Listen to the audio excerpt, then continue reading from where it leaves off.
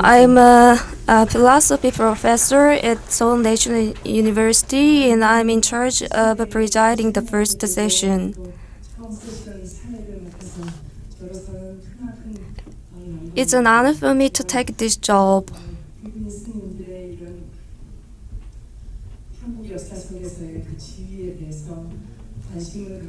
I've been interested in the position of Korean Bhikshuni Sangha, and it's been 20 to 30 years I have been researching this field.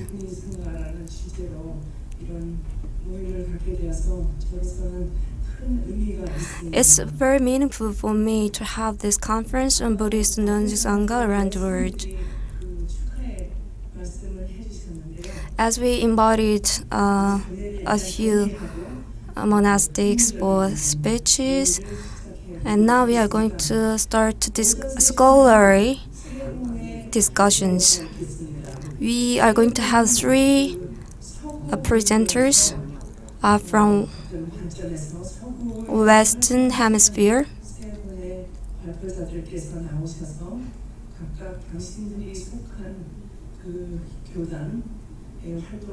And they are going to share the activities in their own tradition. You have two volumes, two copies of handouts, and look at the 17, the first book. Its presenters are given 40 minutes. So Dr. Lekshe Tsomo will do the key speech, so she'll be given 50 minutes.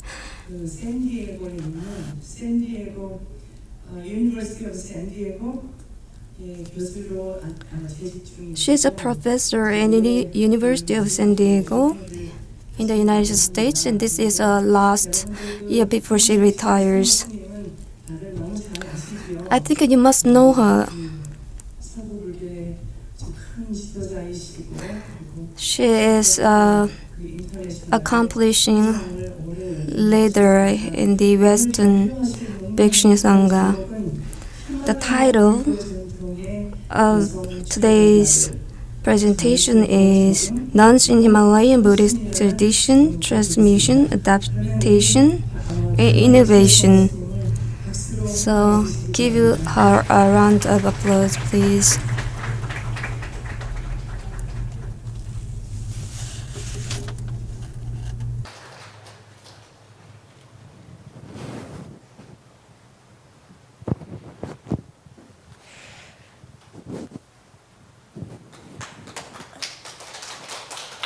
I would like to pay my respects to all of my dear Dharma friends from around Korea and around the world.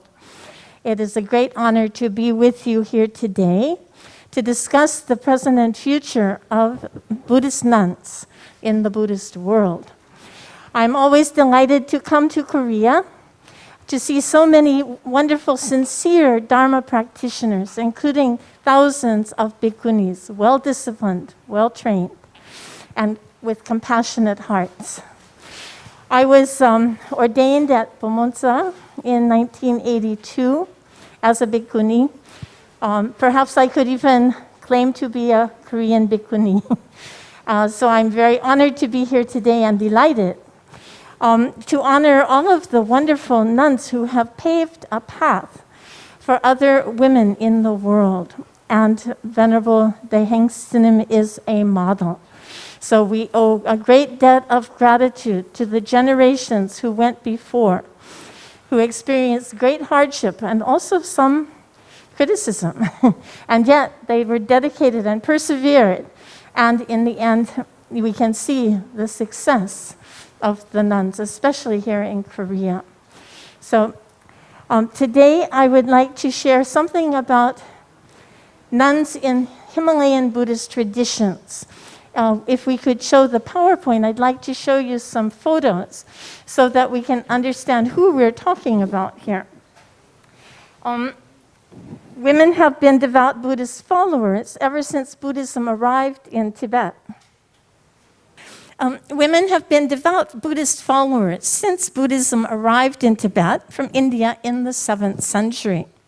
Women were also dedicated supporters as Buddhist teachings and traditions spread throughout the Indian Himalayas to Nepal, Bhutan, Sikkim, China, Mongolia, and Siberia.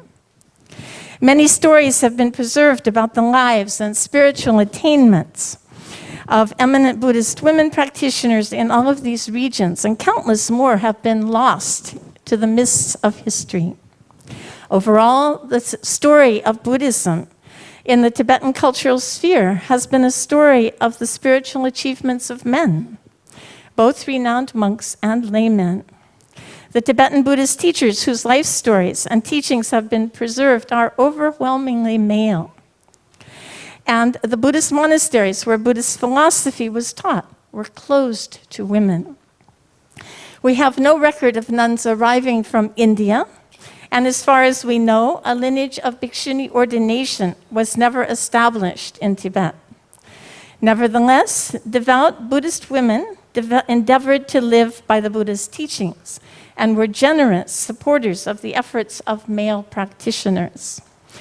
Laywomen observed the 5 basic ethical precepts of a Buddhist layperson, and some became renunciants, observing the precepts of a novice nun.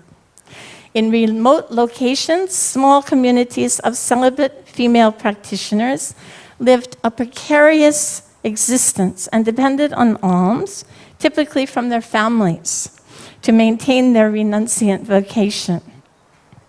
Let's take a look at some of these women. Now, we know that Buddhism began very well with Queen Maya giving birth to Prince Siddhartha. Without a woman, there would have been no Prince Siddhartha, and there would have been no future Buddha. So we're very indebted to women. Okay. We know that there are mixed messages in the texts. Women are praised for being dedicated mothers and wives, but we also find some disturbing images of women as seductresses, the tempters of men, especially of monks. So it's sort of a mixed message, positive images and a few unflattering images of women. Here's a flattering image, Sujata offering milk rice so that the prince could become a fully awakened Buddha. And the Buddha's own stepmother and auntie, who became the first bhikkhuni. Thousands of women disciples who took teachings from the Buddha in the early days. He taught women and men equally. And he also established the Bhikkhuni Sangha, so that women could live a renunciant life. Women made up a part of the 4 quarters of an ideal Buddhist society, the lay women and the renunciant women. So they had a place in the Buddhist society from the very beginning, an important place. And they played an important role in Buddhist history by taking the Buddhist teachings to Sri Lanka and the Bhikkhuni Sangha, and also from Sri Lanka to China. So this is part of the history. These very courageous Buddhist women who we are grateful to. Otherwise, we would not have a Bhikkhuni Sangha today. So in the Himalayas, the Dharma flourished from the 8th century on, but most of the attention has been given to male teachers and male practitioners. Women practice quietly. So the monasteries where philosophy were taught were exclusively male. Women were not allowed to study there. The teachings were excellent, and they were very determined, even debating philosophy in the snow. And they distributed these teachings to far-flung places such as Mongolia and the various republics of Russia. Now, the places where I work particularly are in the Indian Himalayas, Zanskar, Spiti, Kinnaur, Arunachal Pradesh, and so forth, in all around the Himalayan region of the the Indian Himalayas. You can see on the right the monks' monastery, which is huge and well supported. On the left, you see the monastery for the nuns, which is tiny and receives almost no support from the local population, who are mostly poor. These are the local women, but one good thing is that women could always become a nun. They were not encouraged to become a nun, but they could. If they were really determined, they could. But they would be mostly dependent on their families for support.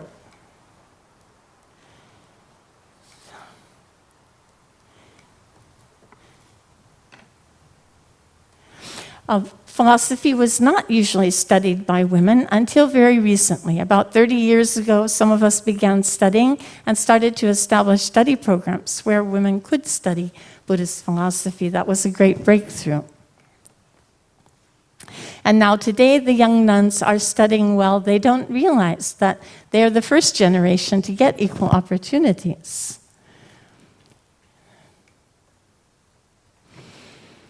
The living conditions are very harsh up in the Himalayas. Water is very scarce, but they persevere. And with a joyful heart and great dedication, they continue to learn this tradition without a senior class to learn from. So it's not easy, the first generation.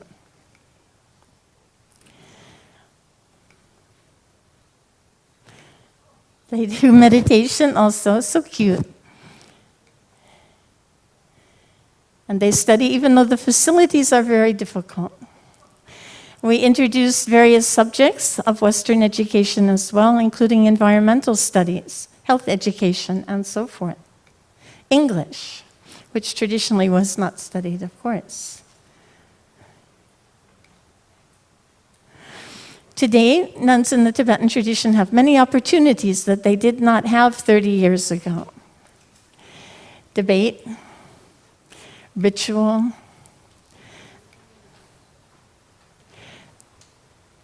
to attend international conferences,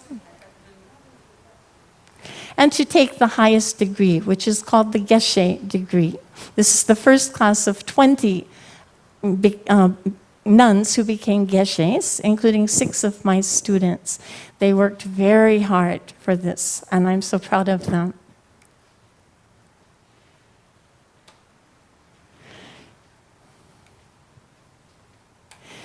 They're introducing environmental awareness, and this is a recent program, and also yoga practice. All under the inspiration and with the guidance of His Holiness the Dalai Lama. Now, the next barrier, of course, is the full ordination of women, and I'll talk about that here. We're in dialogue with His Holiness the Dalai Lama to try to introduce this important institution, which would represent genuine equality in the Tibetan tradition. Okay, so that's our foundation who have been working on this for many years. Now, in 1959, after a decade of attempting to negotiate a political compromise, His Holiness the Dalai Lama and over 100,000 Tibetans fled the Chinese invasion of their country and settled as refugees in India, Nepal, and Bhutan. One of the first things His Holiness did was to establish schools that provided Tibetan children with a modern education in Tibetan, Hindi, and English.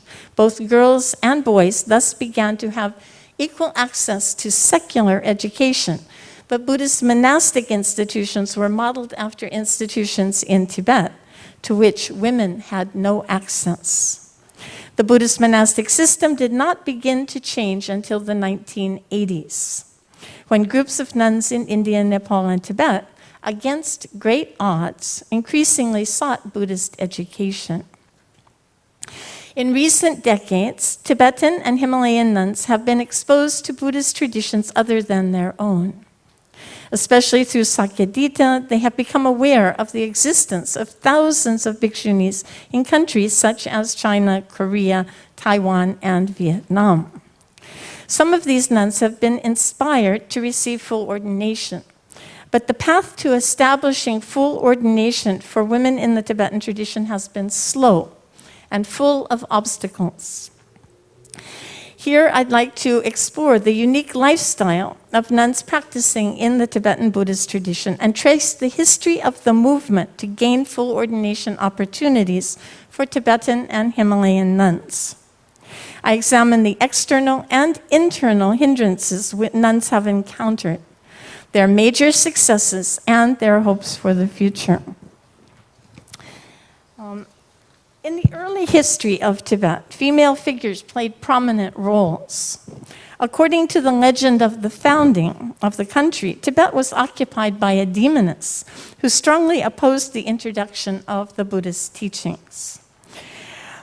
As the newly imported teachings became more firmly established in Tibet, women practiced the teachings and supported the flourishing of the Dharma in numerous important ways. In Vajrayana meditation practices, Buddhas and Bodhisattvas are visualized, supplicated, and revered as archetypes of one's own awakening. One visualizes oneself in the form of an awakened being with all the qualities and attainments of an awakened being, which are both female and male. Protector deities in female form, such as Palden Lamo, are also invoked and have been revered continuously up to today. In Tibetan cultures, there are many female oracles who act as mediums for both female and male deities to provide advice and guidance to supplicants. This tradition of female oracles who perform divinations has existed alongside Buddhism for centuries. Now, there are two unique and extremely popular Tibetan Buddhist practice lineages that were founded by women. The first one, called Chi, or cutting through, is traced to Machik Labdrön, an exceptional practitioner who lived in the 11th and 12th centuries and propagated the practice throughout Tibet. After mastering the Prajnaparamita teachings as a young woman, she faced many obstacles, but persistently engaged in tantric meditation practices until she achieved high realizations.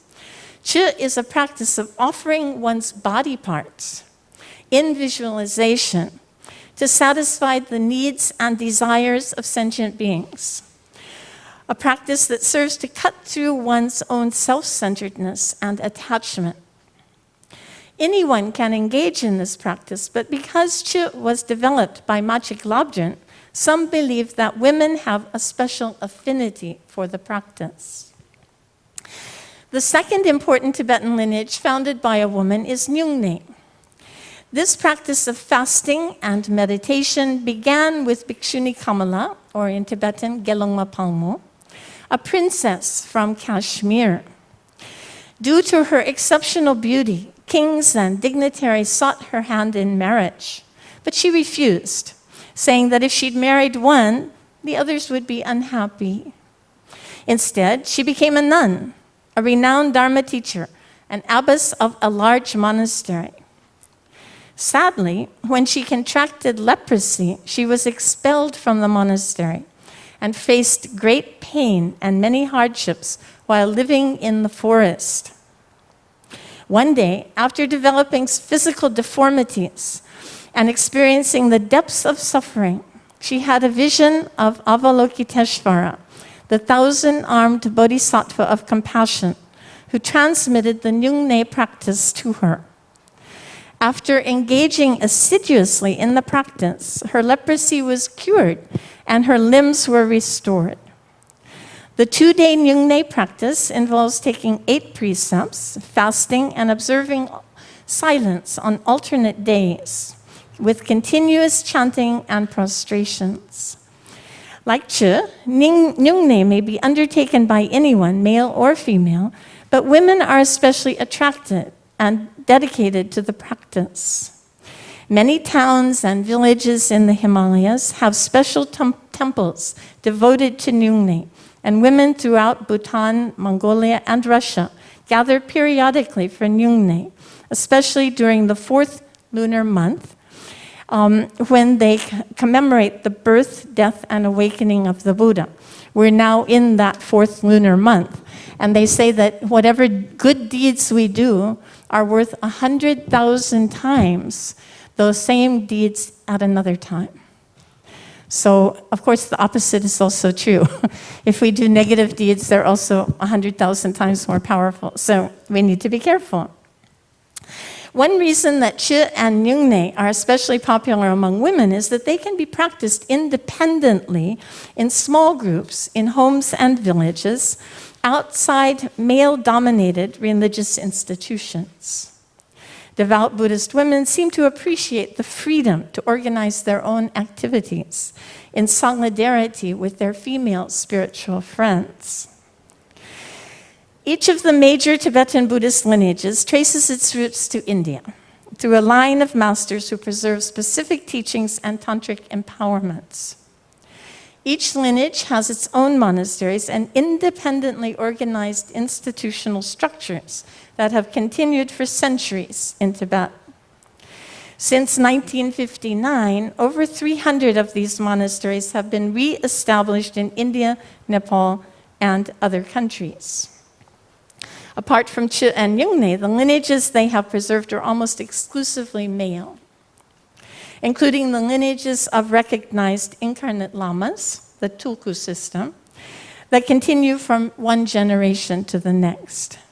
The Tibetan term lama, meaning guru from the Sanskrit, or teacher, was ordinarily used only for monks. Okay, what signal does this send? Despite the existence of illustrious female practitioners, protector deities, oracles, and archetypes of enlightenment in female form, gender inequalities are glaring in Tibetan-speaking societies. The word for woman in Tibetan is keme, lower birth. So every time you refer to a woman, you call her a lower birth. As in other Buddhist societies, many women believe that being born in a female body is a result of bad karma created in past lives. Although Shakyamuni Buddha affirmed that women are fully capable of liberation and publicly acknowledged the achievements of many illustrious Buddhist women, many women even today pray to be born in a male body in their next life, believing that it will make it easier for them to achieve liberation. Relative to some societies, Himalayan women enjoy a number of social freedoms. For example, the freedom to marry or not, and the freedom to divorce. But many also internalize feelings of inferiority and are vastly underrepresented in political and religious hierarchies, the spheres of greatest power. Narratives of Buddhist women are rare in Tibetan historical records, especially during the 11th and 12th centuries.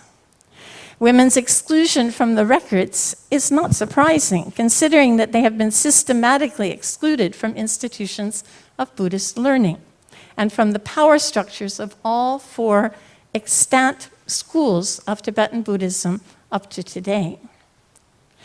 Women were generally allowed to attend large public gatherings where Buddhist teachings were given. But due to a lack of systematic Buddhist education, few were able to understand more than the basic principles of the Buddha's teachings. Unless a woman was raised in or married into a family of Buddhist scholars and practitioners, she had few opportunities to receive in-depth instruction on Buddhist teachings that would prepare her to do intensive practices or retreats.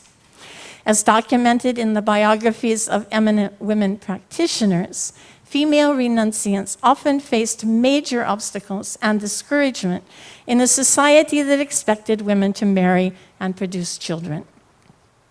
There were few monasteries for women, and female practitioners received little support. This is generally the case even today. Now, since 1976, despite circumstances of dire poverty and physical and psychological dislocation, a few monasteries for Tibetan and Himalayan women have been established in India and Nepal. The hardships of adjusting to a new climate and cultural environment have been offset by the opportunity to meet and receive teachings from His Holiness the Dalai Lama and other renowned Tibetan Buddhist teachers. In exile, Tibetan nuns not only have the opportunity to practice their faith freely and without fear, but have gained access to educational opportunities that were previously rare or non-existent in Tibet. Since the 1980s, whenever security along the border between Tibet and Nepal has eased, Tibetans have traveled to Buddhist pilgrimage sites in India and attended public teachings, such as the Kalachakra empowerment with His Holiness Dalai Lama.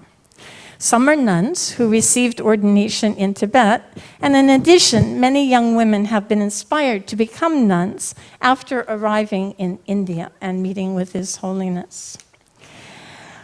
Many of the young women who decide to become nuns wish to pursue a religious vocation as a natural response to witnessing the suffering and hardships of life. After gaining insight into the fleeting nature of the human condition, they come to see the Buddhist teachings as representing freedom from domestic entanglements and a profoundly meaningful way of life. For most of these women, the decision to enter monastic life is not the result of encouragement from their families or society, especially since the position of nuns is so low. Instead, the decision to devote their lives to Dharma practice is a personal choice, to make the most of the human opportunity to achieve awakening. Many nuns also feel a deep commitment to help sustain Tibetan Buddhist culture, now facing the threat of extinction in its homeland. Their commitment is spurred by the sad reality that Tibet's previous Buddhist cultural heritage may ultimately be best preserved outside of occupied Tibet. The Department of Religion and Culture of the Central Tibetan Administration calculates a total of 4,538 nuns living in 23 monasteries in India, Nepal, and Bhutan. This number includes more than 1,290 nuns from Tibet itself, who now live in exile in India and Nepal.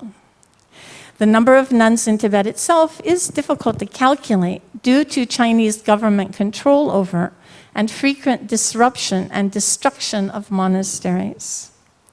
In the monasteries in India, Nepal, and Tibet, Tibetan language is used in all teachings and rituals. But even the language is under threat in Tibet today. Nuns in the Tibetan tradition wear the same robes and observe the same novice precepts as monks, including celibacy, same as in Korea, right? In some cultures, the nuns wear different colors, different styles of robes. But until recently, nuns have been far fewer in number than monks, and their social status has been far lower.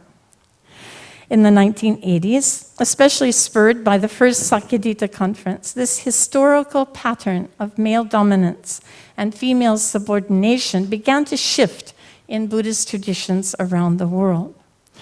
Nuns in India, Nepal, Bhutan, and Tibet gradually gained the confidence to seek out higher Buddhist education and gathered to create more monastic communities for women to study and practice.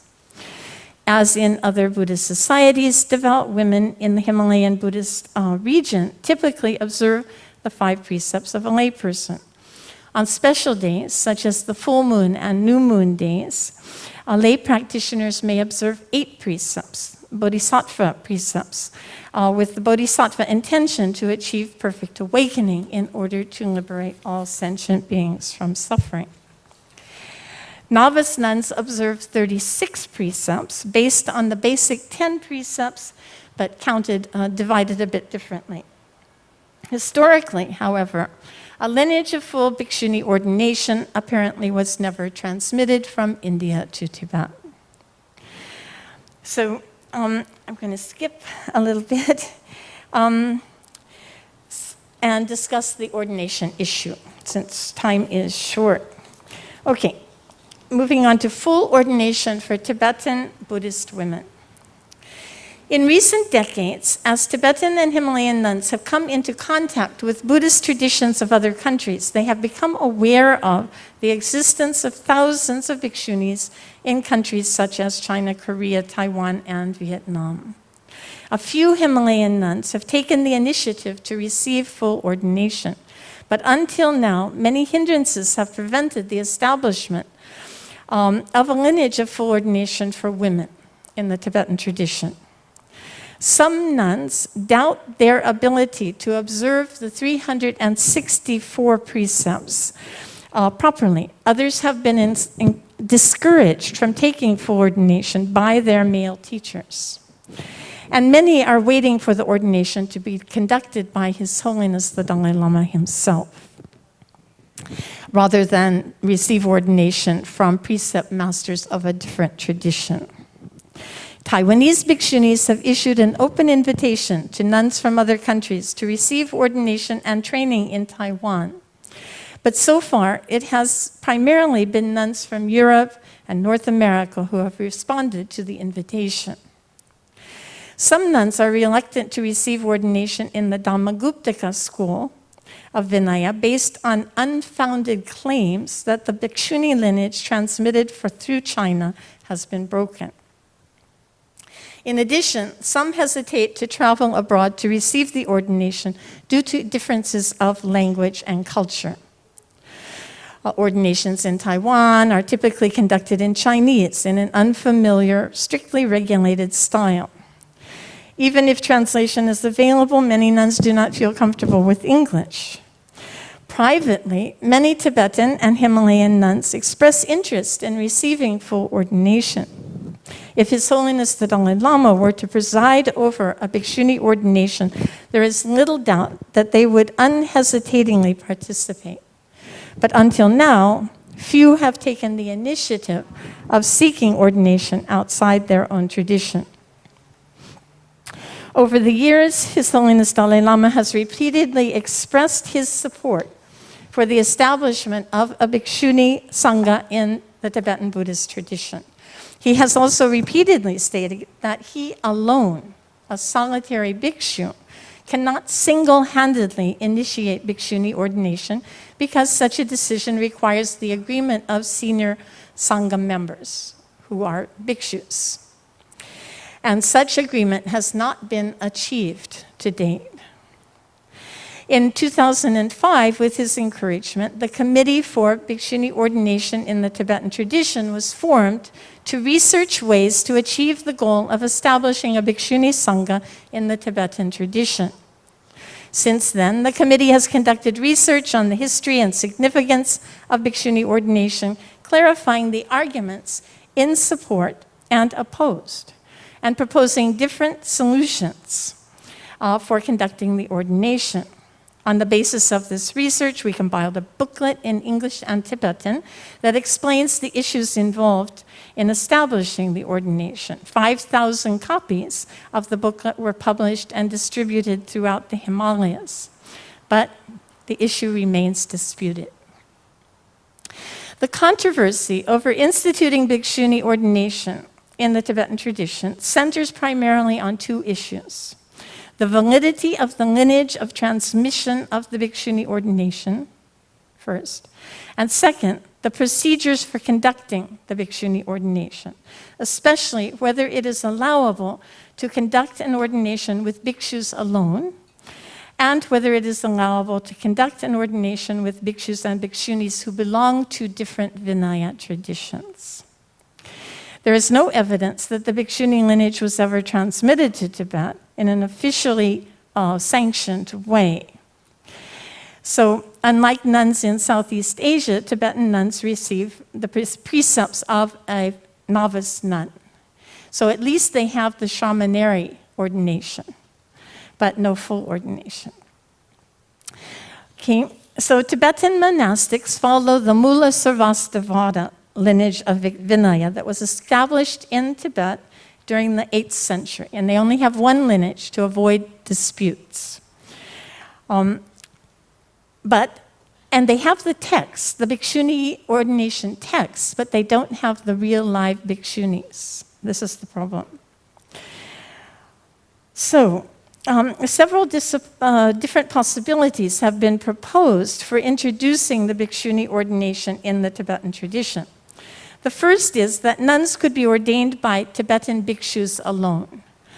Now, next week, actually, an ordination will be held in Bhutan that will be conducted by bhikshus alone. So the government of Bhutan and the monastic Sangha in Bhutan has decided to go ahead with it.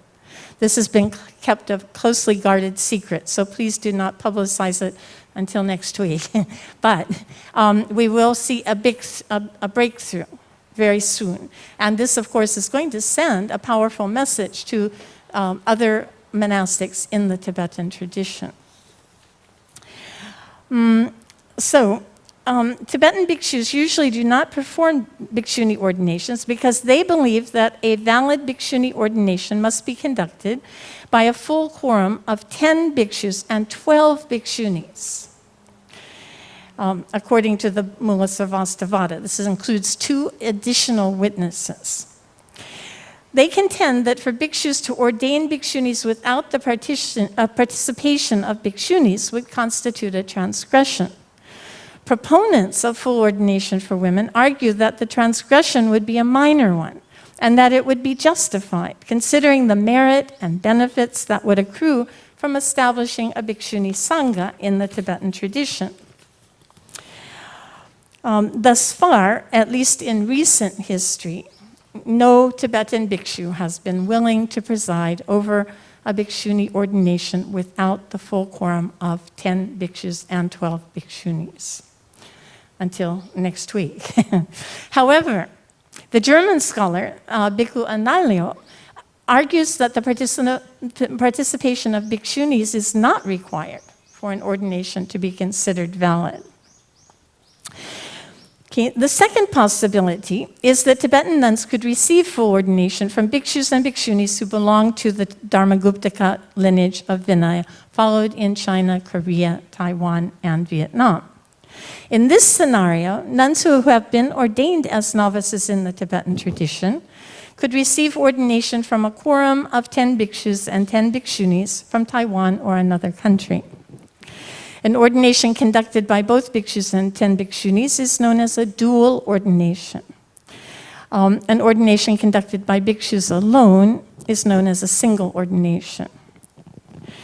So, the third possibility, then, is for Tibetan nuns to receive the bhikshuni precepts in a dual ordination conducted by 10 bhikshus ordained in the Mula Sarvastivada tradition, together with 10 or 12 bhikshunis ordained in the Dhammaguptaka lineage from whatever country, Korea, Taiwan, or another country. In this combined approach, the nuns would receive the ordination from Dhammaguptaka bhikshunis under the authority of bhikshus of their own lineage. And in this way, bring the bhikshuni ordination into their own Mula Sarvastivada lineage.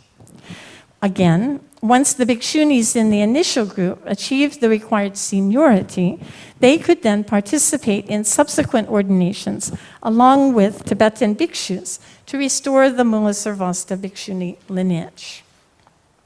Yet another possibility is for Tibetan nuns to receive bhikshuni precepts in a dual ordination conducted by 10 bhikshus ordained in the Mula Sarvastivada lineage, together with 10 or 12 bhikshunis practicing in the Tibetan tradition who have received bhikshuni ordination in the Dhammaguptaka lineage, such as some of us here.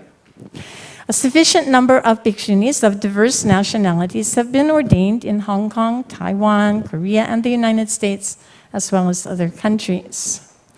As above, once the new bhikshunis have been ordained for the requisite period of time, they would then be eligible to serve as precept masters or witnesses in subsequent Mula Sarvastivada bhikshuni ordinations. If there were support from His Holiness the Dalai Lama and senior bhikshus in the Tibetan tradition, any of these strategies could be used to successfully initiate bhikshuni ordination and thereby establish a Bhikshuni Sangha in the Mulasarvastivada lineage. So the next time you have an audience with the Dalai Lama, please raise the issue, and we'll just keep encouraging. There is enthusiasm in the international Buddhist community for establishing a lineage of bhikshunis in the Tibetan tradition, and also a considerable number of Tibetan and Himalayan nuns themselves. But the Central Tibetan administration has not officially sanctioned any of these possible solutions. So, to help resolve the issue, we held an international conference, but the issue remains unresolved. So, let's see, 6 minutes left, I suppose. While the issue of full ordination for women remains unresolved, Tibetan and Himalayan nuns continue to practice Dharma diligently with pure motivation and preserve to maintain their monasteries and retreat centers under very difficult circumstances.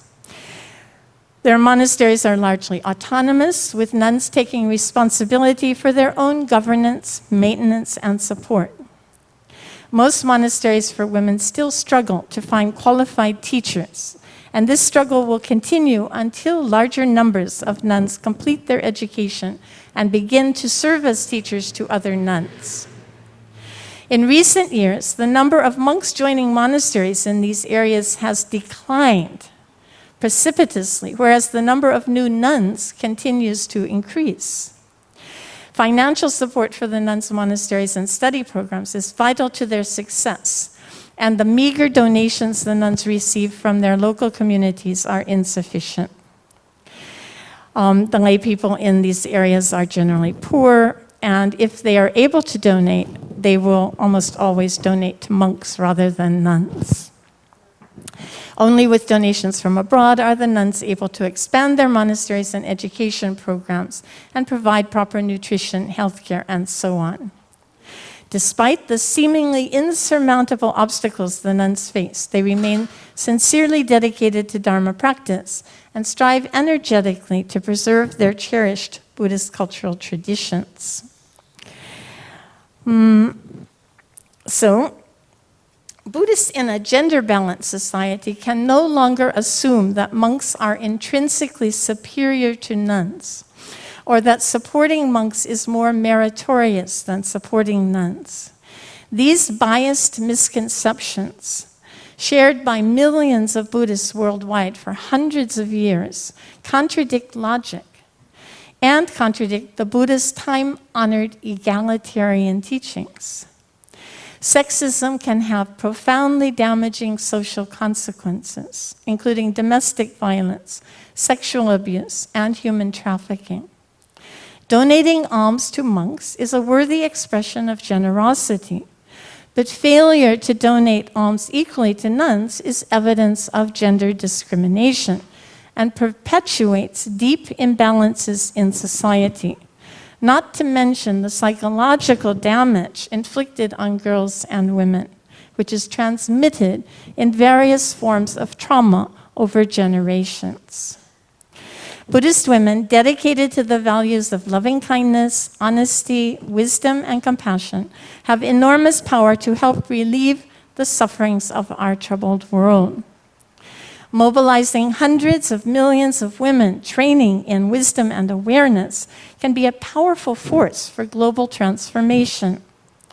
By joining our efforts with pure motivation, women can correct false perceptions of women's capabilities and unleash enormous beneficial energy in creative directions for the good of all living beings. The first step is recognizing that Buddhism has a gender problem, both in Asia and North America, symbolized by men at the microphone and women in the kitchen. Gender inequalities are not just an issue in Asia, but afflict Buddhist women around the world. Working to overcome gender inequalities is not only consonant with Buddhist values, but is necessary for making Buddhist teachings relevant in the modern day.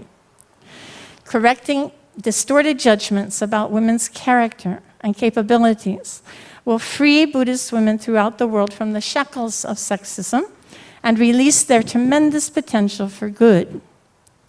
Buddhists could then go down on the right side of history and continue to make meaningful contributions to human fulfillment. Give a big round of applause to Venerable Tsomo.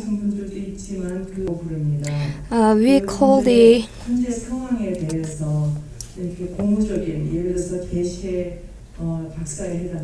Himalayan region includes Bhutan and India and so on.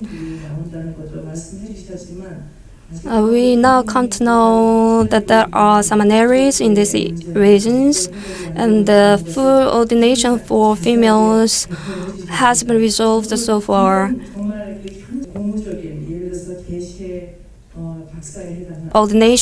Picture ordination ceremony next week in Bhutan. I'm glad to know that.